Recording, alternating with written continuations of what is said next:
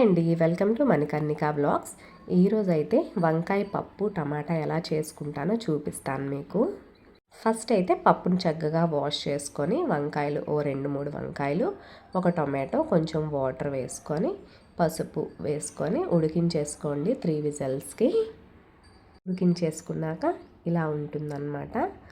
So ఇదైతే mash చేసేసుకోండి, కొంచెం ఉప్పు వేసుకొని 2-3 మినిట్స్ అలా మరిగించుకొని తాలింపు పెట్టేసుకుంటే అయిపోతుంది. చాలా ఈజీ. నేనైతే ఒక్కోసారి కర్రీ లేకుండా కూడా దీంతోనే తినేస్తూ ఉంటాను, బాగుంటుంది.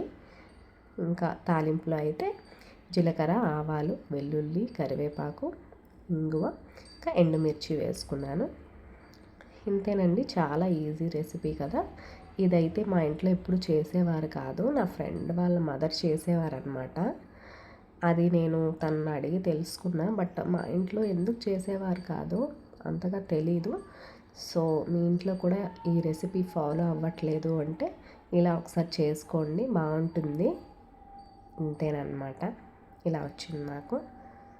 సో ఛానల్ని ఎవరెవరు ఇంకా సబ్స్క్రైబ్ చేసుకోలేదో సబ్స్క్రైబ్ చేసుకోండి. ఈజీ రెసిపీస్ మాత్రం పెడుతూ ఉంటాను నేను, రొటీన్గా మనం చేసుకునేది. Thank you. నెక్స్ట్ వీడియోలో కలుద్దాం. బాయ్.